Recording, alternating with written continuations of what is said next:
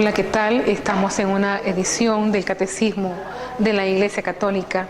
Estamos llegando a sus hogares con la imagen de la nueva evangelización, Canal Católico San José, y compartiendo con ustedes esta es nuestra fe, particularmente sobre el catecismo, los contenidos del catecismo de la Iglesia Católica, que vamos siguiendo sistemáticamente los contenidos que nos va desarrollando.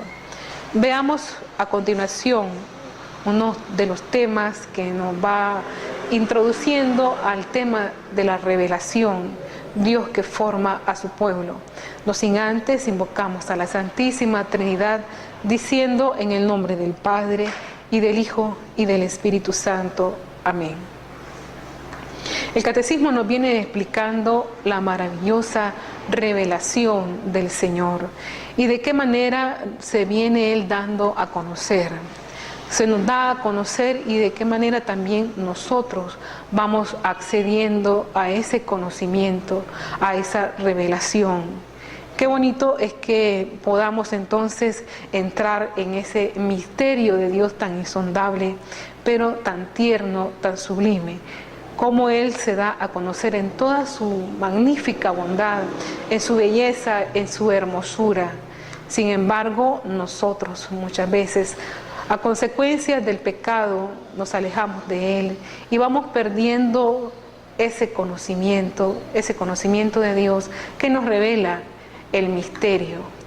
Para eso, pues, el Señor nos regala la fe. Recordemos que la fe es un don de Dios y que estemos constantemente pidiéndole al Señor que nos aumente la fe. Él no nos va a desamparar nunca. Él quiere darse a conocer en medio de nuestras miserias, en medio de nuestros pecados, en medio de nuestras limitaciones, también en medio de nuestra pobreza material, en medio de nuestra pobreza espiritual. El Señor nos dice a cada uno de nosotros que nos ama. Y es este amor que nos tenemos que acogernos constantemente para mantenernos en la fidelidad, para mantenernos en ese amor. Bien, pero nosotros, ¿cómo vamos a responder a ese inmenso don de su amor? ¿Cómo? A través de la docilidad.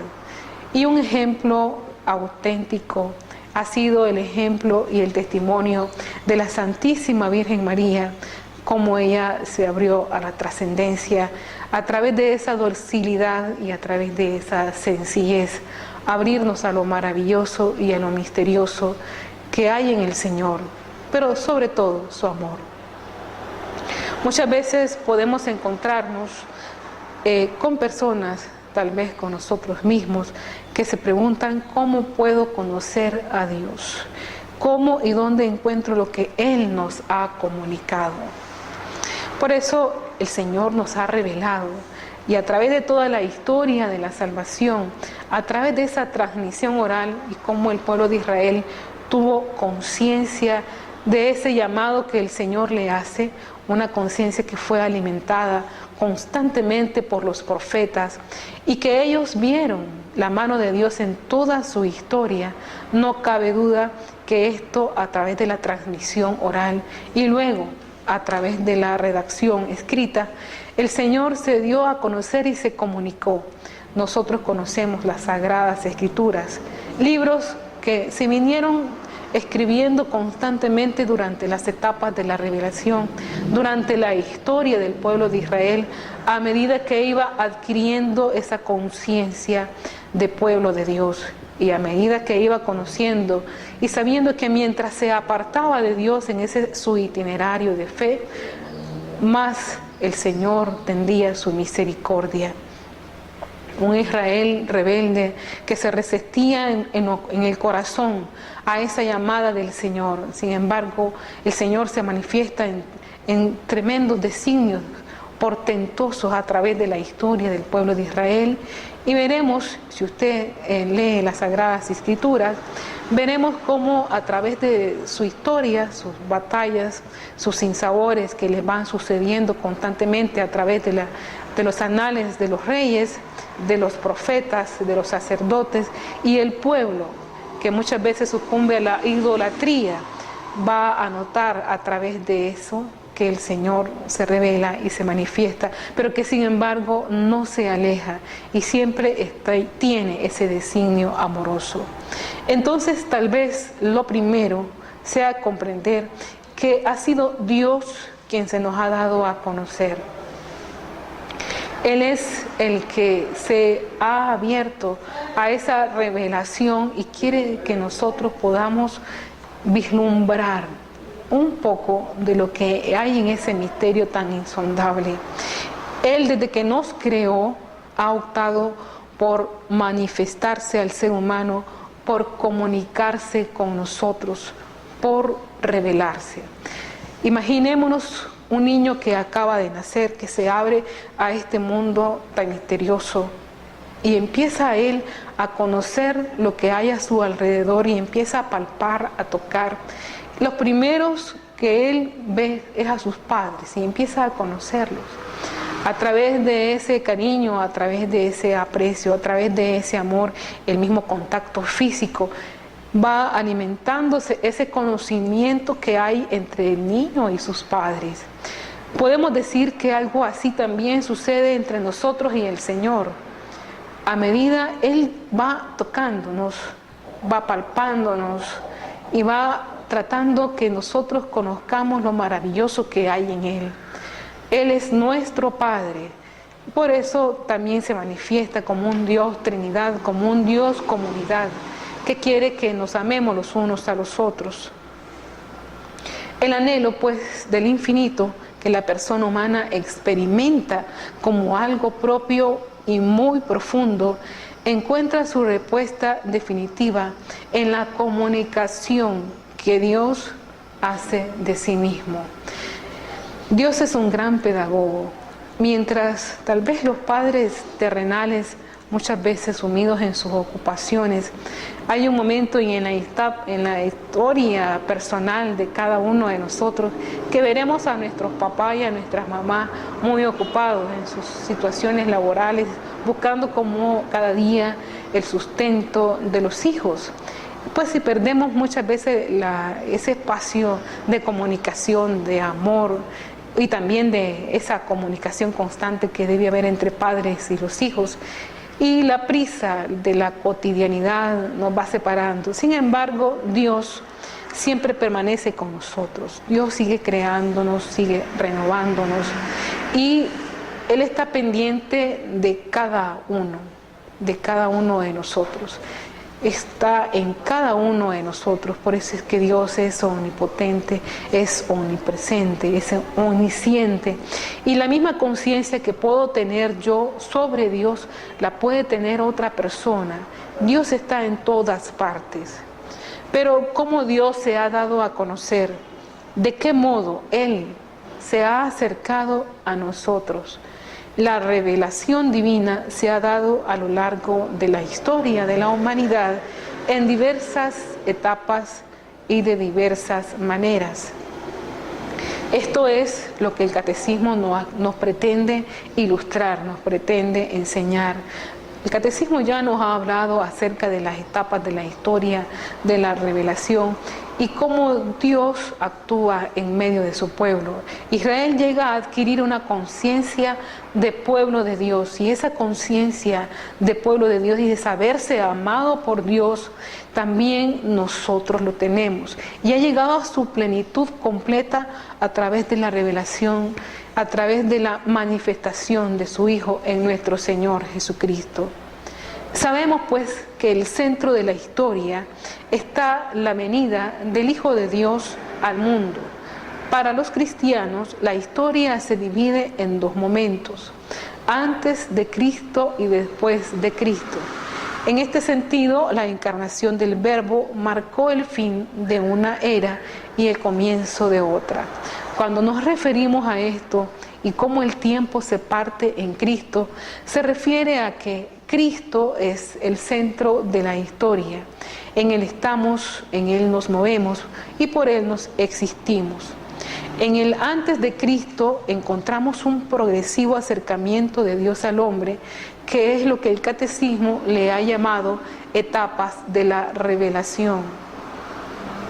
Nos dice el Catecismo Católico en el número 62, después de la etapa de los patriarcas, Abraham, Moisés, Isaac, Dios constituyó a Israel como su pueblo, salvándolo de la esclavitud de Egipto, estableció con él la alianza del Sinaí y le dio por medio de Moisés su ley para que lo reconociese y le sirviera como al único Dios vivo y verdadero, Padre providente y juez justo, y para que esperase al Salvador prometido.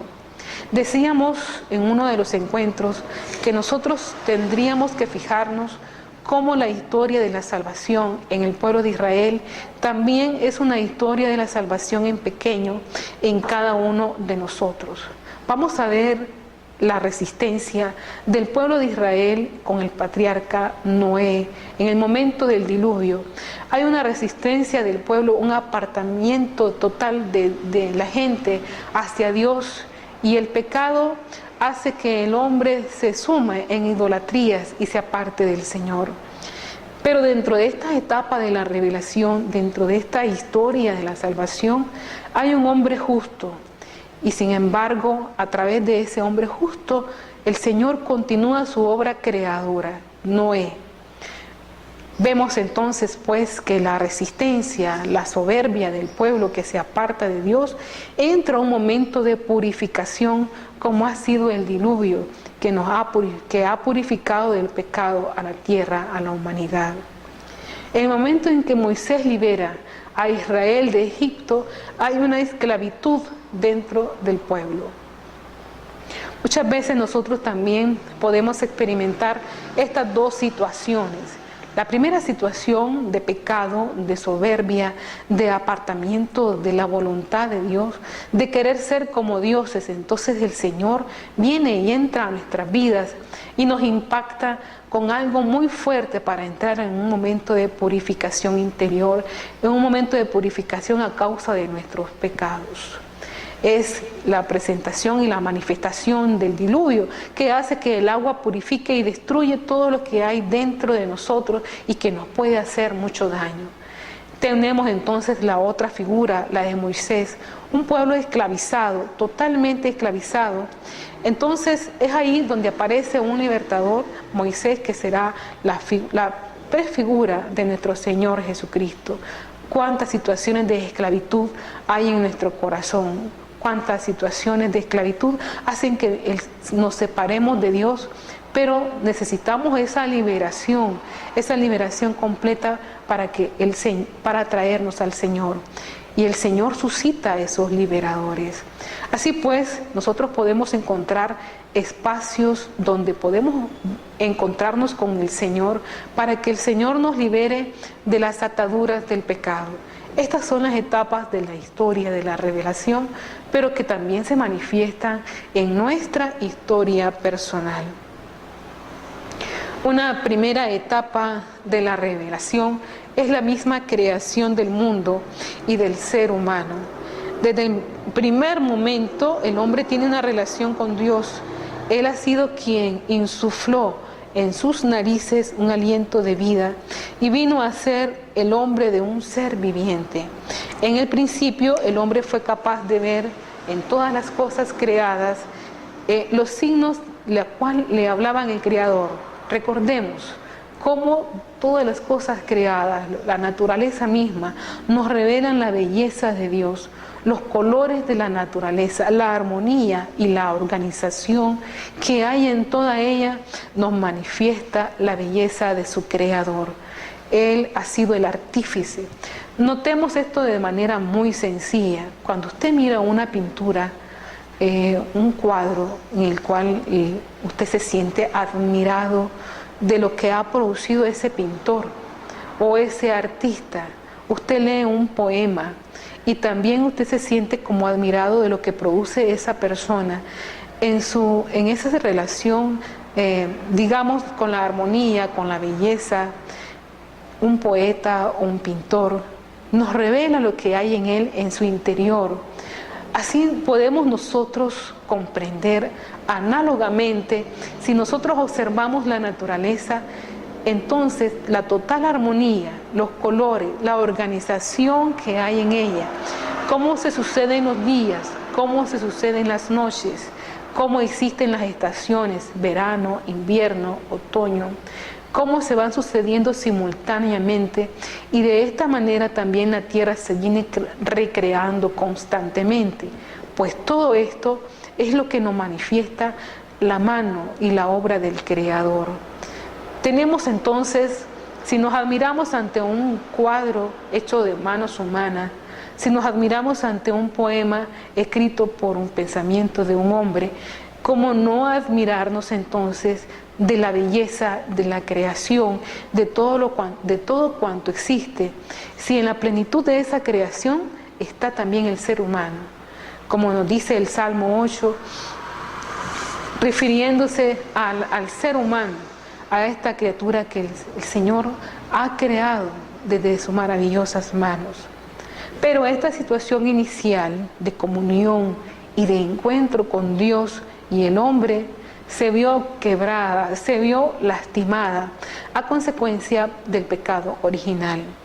El hombre le da la espalda a Dios, y aquí hay una particularidad muy interesante, es la libertad. El Señor nos ha dotado a cada uno de una libertad. De lo contrario, nosotros seríamos manejados o manipulados por Él. Sin embargo, a través de esta libertad, nosotros podemos optar por Dios o nos apartamos de Él. Consecuencia, si estamos con Dios y nos acercamos a Dios, entonces nuestra libertad se verá también librada de la esclavitud del pecado. Si yo quiero hacer lo que yo quiero hacer y deseo hacer, entonces nuestra libertad se verá viciada por el pecado, porque el pecado, en vez de liberar, esclaviza. Esa es la razón.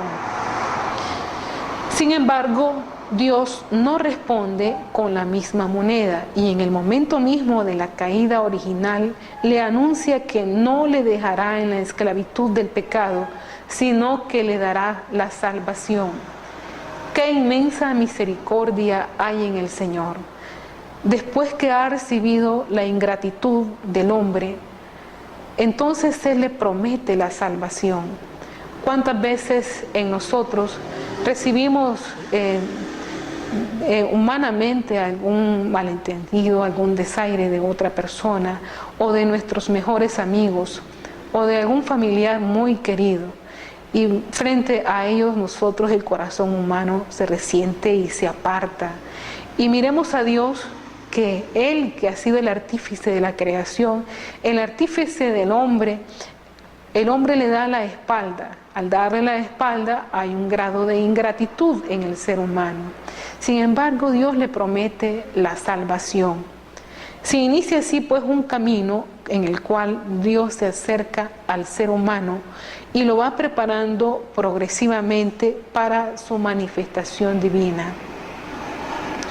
Al contemplar ese proceso de siglos y siglos, de tiempos, vemos que todo lo que Dios hace tiene como único motivo el amor. Ahí está todo. Si la ingratitud ha sido el pago del hombre, se ha apartado de Él y Él nos promete la salvación, Él quiere que nosotros nos salvemos, entonces no hay otra razón que el amor. Esto análogamente lo podemos comparar con el amor de una mamá que se sacrifica por su hijo. Hay mamás que se desvelan, que pasan la noche entera esperando al hijo trasnochado. Y entonces, hasta que llega el hijo trasnochado, la mamá se acuesta tranquilo. Y a veces los hijos que, entre comillas, son más descarriados, decimos nosotros, a veces son los que ocupan la atención de los papás y de las mamás. Y es precisamente, no es porque la mamá o el papá quiera más a uno o al otro, o al que se porta mal, no. Sencillamente porque el amor de Dios está preocupado porque esa alma no se pierde, quiere que regrese al corazón de Dios. Todo esto nosotros tenemos que revisarlo, tenemos que maravillarnos y dejarnos admirar por este gran amor que el Señor nos ofrece todos los días y en cada día. La fidelidad de Dios a su promesa se ha puesto de manifiesto claramente en la elección de algunos personajes históricos, los que hemos mencionado: Noé, Abraham, Moisés y los profetas. Ellos marcaron esas nuevas etapas de ese progresivo acercamiento de Dios. En el antes de Cristo vemos cómo Dios fue preparando la religación. De ahí viene el origen del término de religión de los hombres con su Creador, es decir, la salvación. Y en este camino una palabra expresa el modo como Dios se comprometió con el hombre y el hombre con Dios. Es lo que se trata acerca de la alianza. Veamos pues, en la antigua alianza vemos que muchos hombres y mujeres respondieron a los hechos y palabras de Dios. Él se fue haciendo presente en la historia de la humanidad con la elección de un pueblo, el pueblo de Israel. El número 63 del Catecismo nos dice: Israel es el pueblo sacerdotal de Dios, sobre el que es invocado el nombre del Señor. Deuteronomio 28:10.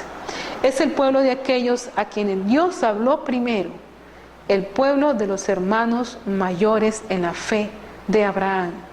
El pueblo de Israel nos precede en la fe, son nuestros hermanos mayores. Esta es la relación que nosotros tenemos con el pueblo de Israel. Ellos nos preceden en la fe. Así pues, vamos a notar en toda la historia de la salvación, en el Antiguo Testamento, que también hubiesen, a pesar de las idolatrías, a pesar de la resistencia, a pesar del pecado del hombre, también hubo hombres y mujeres que respondieron con fidelidad a la llamada de Dios. La historia, pues, del pueblo de Dios nos muestra una de las principales características de la revelación, y es la pedagogía divina y la adecuación al hombre. Cómo Dios tiene esa inmensa paciencia y se va adecuando al corazón del hombre para poderle llegar. Notemos, por ejemplo, en nuestras familias, en nuestras casas, cómo la mamá va conociendo al hijo. Hay diversos caracteres, diversas personalidades. Hay unos que son muy inquietos, otros son muy pasivos. Sin embargo, el corazón de la madre se va acomodando consecuentemente a cada uno de ellos para poderlos educar. Eso es lo que hace el Señor en nosotros. El Señor se va adecuando, Él se hace tan pequeño que se va adecuando a cada uno de nosotros según nuestra forma de ser para podernos llegar, según nuestra personalidad. No lastima nuestra libertad y Él llega a nosotros. Pensemos en nuestra mamá, pensemos en nuestros padres. Así, de esa manera, el Señor se va manifestando. Dios habló a los hombres de una manera en la que pudiera ser comprendido, en lenguaje humano, considerando las limitaciones propias de las personas, de la cultura y de su tiempo. En nuestra cultura occidental, nosotros podemos leer las Sagradas Escrituras. También, por ejemplo, otra persona, un cristiano que ha sido convertido, digamos, en la China, podrá también tener los mismos sentimientos que podemos tener nosotros en relación con la palabra de Dios, pese a la cultura, pese al tiempo que nos separa, pese a las distancias o el tipo de personas. Es así como el Señor va adecuando su revelación a cada uno de nosotros. Y esta progresiva revelación de Dios en la historia llegó a su etapa definitiva en Jesucristo. Por medio de Él, Dios nos ha comunicado todo por sí mismo y nos ha dado a conocer también quiénes somos como personas y el misterio del hombre. En Cristo, Dios dijo todo porque Él es la palabra misma. En Él está la plenitud de la revelación. Recordemos la frase del Señor: quien me ve a mí, ve al Padre.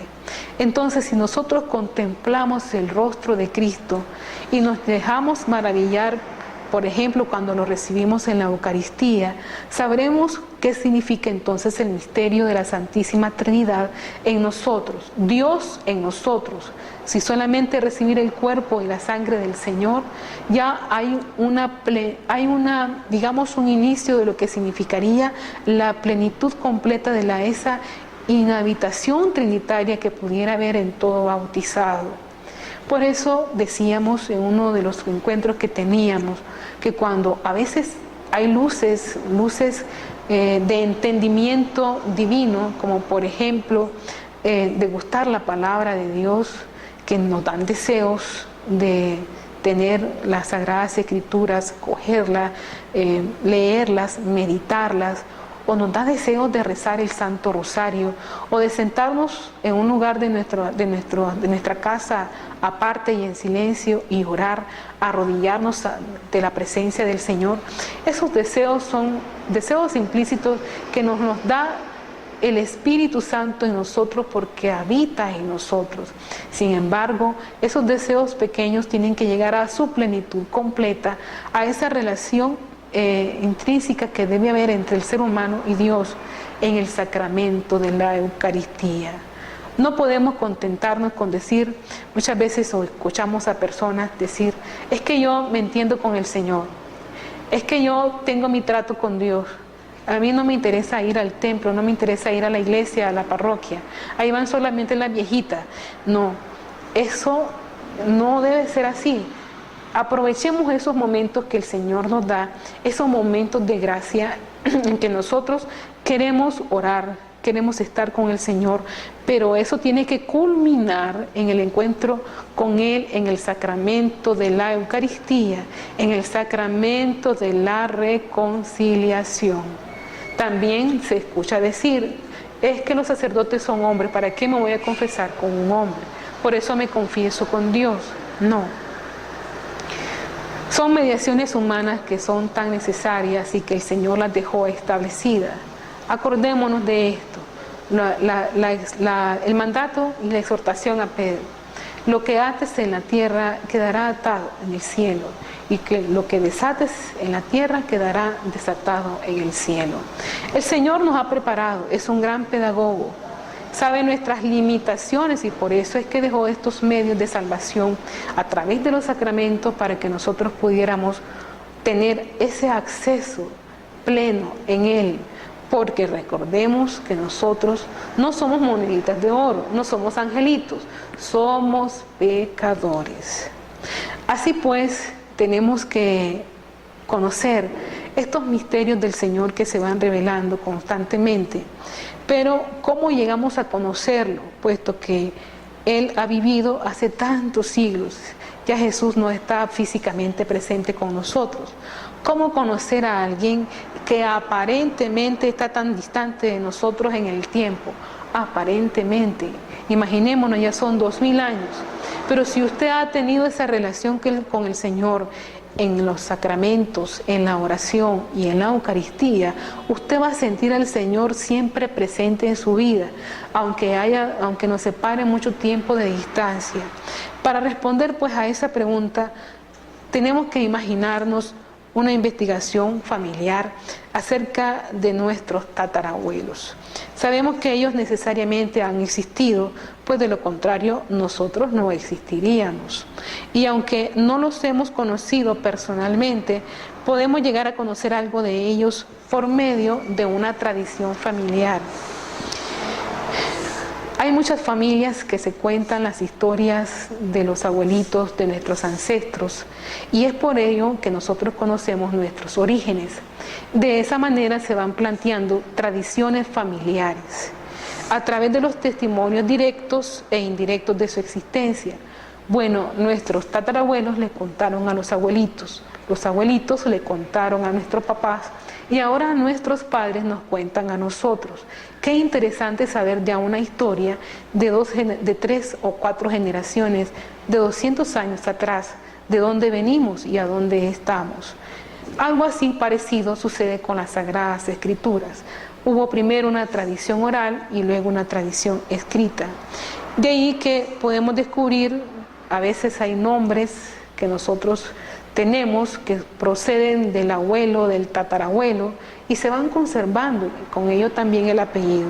Quizás podemos ir al lugar donde ellos vivieron, adquirir algo de la herencia que ellos dejaron y los valores familiares que han transmitido. Por eso es que a veces cada familia tiene su propia particularidad. Podemos conocer familias aquí a nuestro alrededor y notaremos que hay familias que tienen sus propias tradiciones.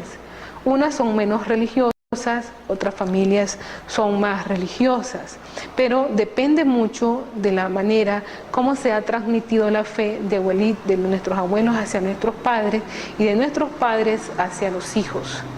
De eso depende bastante porque las tradiciones también se van heredando, los valores, la honestidad, la alegría, todos esos valores se van heredando de generación en generación. Y así van sucediéndose las autobiografías, así se van componiendo nuestras historias personales y familiares. Así pues, nuestra investigación familiar acerca de nuestros tatarabuelos nos puede ayudar a una forma de entender cómo conocer la revelación de Dios, las etapas de la revelación divina y sobre todo su expresión definitiva en Jesucristo. Han llegado a nosotros a través de la tradición de la Iglesia y de la Sagrada Escritura. Esto que se nos quede en la memoria. ¿A través de qué? A través de la tradición de la Iglesia y las Sagradas Escrituras. Así pues, podemos leer los Evangelios y en ellos notar la historia de nuestros tatarabuelos en la fe. Podemos conocernos y podemos identificar ciertas situaciones que ellos vivieron con las situaciones nuestras, situaciones de miserias, de pecado, y en ellos podemos vernos retratados nosotros. Sin embargo, esos tatarabuelos nos enseñaron que tenemos que ir donde Jesús. Esa es la herencia. Los evangelistas, los que escribieron las Sagradas Escrituras, nos están enseñando que tenemos que volver los ojos a Dios. Y esa es la herencia que nos dejaron a nosotros. Podemos entonces leer las Sagradas Escrituras y en cada uno de sus textos, de su contenido, sacar ese mensaje. ¿Y cuál es el mensaje? Volver los ojos a Dios, volver nuestra mirada al Señor. Bien, con esto entonces vamos a ir concluyendo leyendo el número 64 del Catecismo de la Iglesia Católica. Por los profetas, Dios forma a su pueblo en la esperanza de la salvación, en la espera de una alianza nueva y eterna destinada a todos los hombres, y que será grabada en los corazones. Los profetas anuncian una redención radical del pueblo de Dios, la purificación de todas sus infidelidades, una salvación que incluirá a todas las naciones. Serán sobre todo los pobres y los humildes en el Señor, quienes mantendrán esta esperanza. Las mujeres santas como Sara, Rebeca, Raquel, Miriam, Débora, Ana, Judith y Esther conservaron viva la esperanza de la salvación de Israel. De ella, la figura más pura de esta esperanza es María. Bien, que leamos las Sagradas Escrituras y si tenemos un calendario bíblico, podemos guiarnos por ese calendario bíblico para dejar hablar a Dios y de esa manera orar con la palabra del Señor. No entender la palabra de Dios a nuestra manera, sino a lo que el Espíritu Santo suscite en nosotros. Pero para eso tenemos que pedir las luces del Espíritu Santo y ponernos ante la presencia del Señor. Bien, ha sido un gusto haber estado con ustedes, compartir con ustedes sobre el Catecismo de la Iglesia Católica. Ojalá que pudieran ustedes tener o adquirir su catecismo, sus Sagradas Escrituras y de esta manera ir transmitiendo la fe cristiana, esos valores tan nobles y tan buenos para que nuestra sociedad cambie y se transforme según los valores del Evangelio. Hasta una próxima edición del Catecismo de la Iglesia Católica.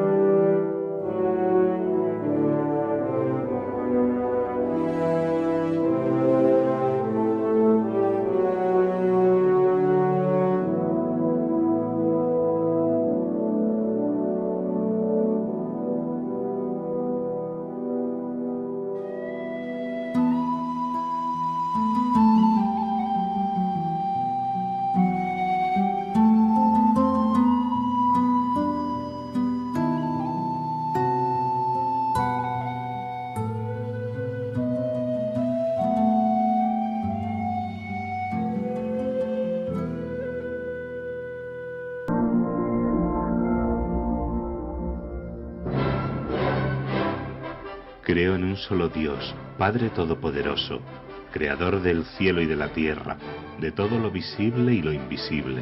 Creo en un solo Señor Jesucristo, Hijo único de Dios, nacido del Padre antes de todos los siglos, Dios de Dios, luz de luz, Dios verdadero de Dios verdadero, engendrado, no creado, de la misma naturaleza del Padre, por quien todo fue hecho, que por nosotros los hombres y por nuestra salvación bajó del cielo, y por obra del Espíritu Santo se encarnó de María la Virgen y se hizo hombre, y por nuestra causa fue crucificado en tiempos de Poncio Pilato, padeció y fue sepultado, y resucitó al tercer día según las Escrituras, y subió al cielo, y está sentado a la derecha del Padre, y de nuevo vendrá con gloria para juzgar a vivos y muertos, y su reino no tendrá fin. Creo en el Espíritu Santo, Señor y dador de vida, que procede del Padre y del Hijo, que con el Padre y el Hijo recibe una misma adoración y gloria, y que habló por los profetas. Creo en la Iglesia, que es una, santa, católica y apostólica. Confieso que hay un solo bautismo para el perdón de los pecados. Espero la resurrección de los muertos y la vida del mundo futuro. Amén.